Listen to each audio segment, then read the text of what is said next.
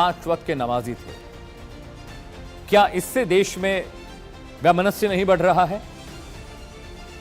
कोई प्रभु श्रीराम को लेकर कहता है कि उनका अस्तित्व ही नहीं है, क्या इससे वैमनस्य नहीं बढ़ रहा है? कोई कहता है कि मां सीता एक काल्पनिक पात्र थी, क्या इससे वैमनस्य नहीं बढ़ रहा है?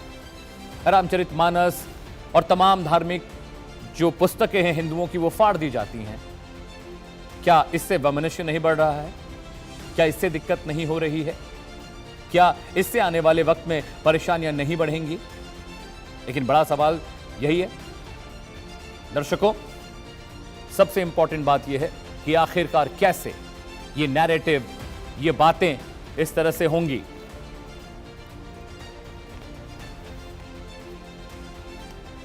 समझिए किस तरीके से अब ये जो बयानबाजी है, जो बातें हैं, वो कितना इफेक्ट करने जा रही हैं, कितना मुश्किल पैदा करने जा रही हैं।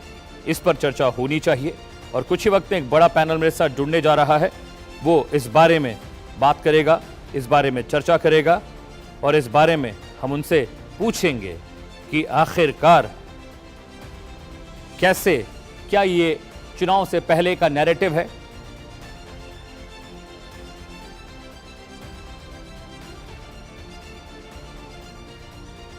क्या इस पर बातचीत होनी चाहिए? अगर देश को संविधान को खतरा है तो उसके पीछे की वजह क्या है? देश को संविधान को खतरा है तो कौन उसे खतरा पहुंचा रहा है? क्या 2027 के विधानसभा चुनावों से पहले मदनी साहब जैसे जो मौलाना हैं, जो बड़े चेहरे हैं इस्लाम के, वो सामने आते हैं, वो प्रेस कॉन्फ्रेंस करते हैं, वो बातचीत करते हैं? मदनी साहब के इस संबोधन से, इस भाषण से किसका नफा, किसका नुकसान है? आजम खान की वो बात करते हैं, वो कहते हैं जौहर यूनिवर्सिटी पर बुलडोजर चलना गलत है, जुर्माना लग जाना चाहिए। ये कौन तय करेगा कि जुर्माना लगना चाहिए या बुलडोजर कार्रवाई? जब कानून में नक्शे पास कराने का जिक्र है, जब कानून कहता है कि आपको अप्रूवल लेना पड़ेगा, तो बिना अप्रूवल के कैसे बना दिया आपने?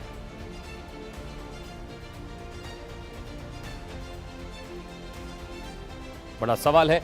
एक बार मदनी साहब को फिर से सुनिए कि उन्होंने क्या कुछ कहा अपनी तकरीर में, अपने संबोधन में।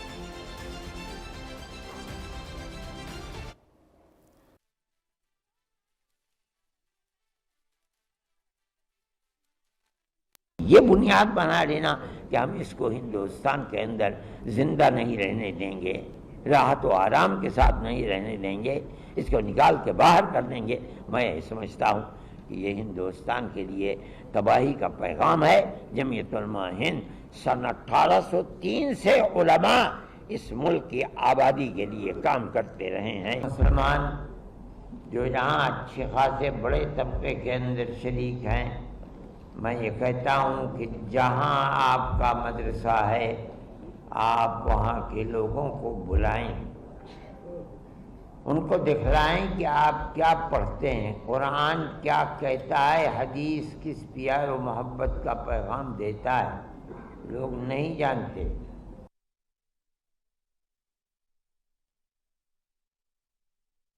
जी, तो देखिए आपने सुना कि मदनी साहब ये बात कह रहे हैं कि संविधान को खतरा है, देश को खतरा है, देश की आज़ादी के लिए लड़ाई लड़नी होगी। किन लोगों से आज़ादी चाहते हैं मदनी साहब? ये किसकी आज़ादी की वो बात कर रहे हैं? क्या ये सिर्फ चुनावी प्रोपेगेंडा है, चुनावों से पहले का नैरेटिव है, या वाकई देश में दिक्कत है, नफरत बढ़ रही है देश में? तो कौन बढ़ा रहा है नफरत? वो हिंदू धर्मगुरु बढ़ा रहे हैं, मुस्लिम धर्मगुरु बढ़ा रहे हैं? ये कौन लोग हैं? समाज का कौन सा ये तबका है जो नफरत फैला रहा है, नफरत बढ़ा रहा है? ये कौन लोग हैं जो मॉब लिंचिंग कर देते हैं? ये कौन लोग हैं जो गो हत्या कर रहे हैं? ये कौन लोग हैं जो जबरन धर्मांतरण करा रहे हैं? क्या इससे देश में नफरत नहीं बढ़ रही है? क्या वाकई सचमुच देश इस कगार पर पहुंच चुका है कि नफरत आम हो चली है?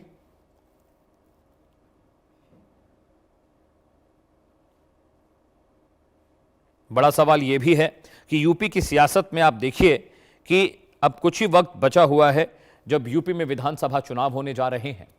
अखिलेश यादव ने इस बात का ऐलान किया कि वो 403 सीटों पर रथ यात्रा निकालेंगे और वो रथ यात्रा सभी धार्मिक स्थलों से होकर गुजरेगी।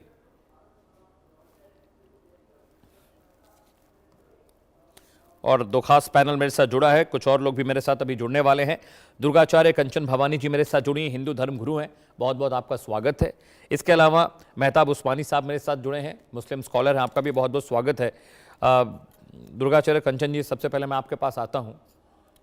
2027 का विधानसभा चुनाव बहुत करीब है। मौलाना मदनी साहब जमीयत उलमा हिंद के राष्ट्रीय अध्यक्ष, उन्होंने कहा कि देश के नागरिकों को आज़ादी के लिए लड़ना चाहिए, संविधान को खतरा है, देश में नफरत बढ़ रही है। तो बड़ा सवाल ये है कि देश को आज़ादी किससे दिलाना चाहते हैं वो? क्या हमारा देश अभी तक आज़ाद नहीं हुआ है? और नफरत बढ़ रही तो नफरत बढ़ा कौन रहा है? देखिए, उनको वो आज़ादी चाहिए कि यहाँ सभी इस्लाम कबूल कर ले, ये आज़ादी इनको चाहिए। बोल रहे हैं कि कुरान सभी पढ़ना चाहिए, इनको ये आज़ादी चाहिए। पत्थरबाजी होनी चाहिए, यहाँ थूक जिहाद होनी चाहिए, इनको ये आज़ादी चाहिए। तो अभी इनकी अभी मंशा पूरी नहीं हुई है। ये नेहरू जी और गांधी जी का बोया हुआ बीज जो आज हम काट रहे हैं कांटों को, तो ये उनकी बीज बोई हुई है। अगर उसी टाइम इन सबको भगा दिया जाता यहाँ से तो आज ये दिन नहीं देखना पड़ता। उन्होंने जानबूझकर इन लोगों को यहाँ रोका ताकि इससे राजनीतिक होती रहे, राजनीतिक रोटियां सेकी जाए, हिंदू मुसलमान होता रहे और हम वोट बैंक इसे बनाएं। तो ये बहुत बड़ी, नेहरू जी ने ये बहुत बड़ा षड्यंत्र रचा देश के खातिर, और आज वह देश भुगत रहा है इन जिहादियों को। और ये जिहादी ये नहीं समझ रहे हैं कि हम जो है पहले सनातनी ही थे, ये सनातन की भूमि है। इस्लाम आया कहाँ से? इस्लाम अरब कंट्री से आया है। इस्लाम का तो यहाँ कोई नामो निशान नहीं था। और आज ये लोग बोल रहे हैं क्या हम, हमारी जगह है, हमारी भूमि है, हम संविधान से चलेंगे।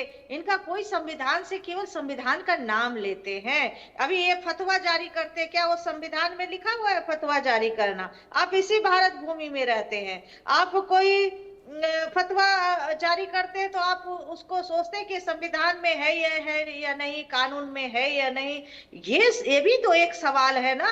तो आप संविधान की बात ही क्यों करते हैं जब आप खुद संविधान से नहीं चलते हैं? संविधान केवल आप दिखावे के लिए आपने अपने मुंह पे चढ़ा लिया है कि संविधान करेंगे और पीछे से छुरियां चलाएंगे।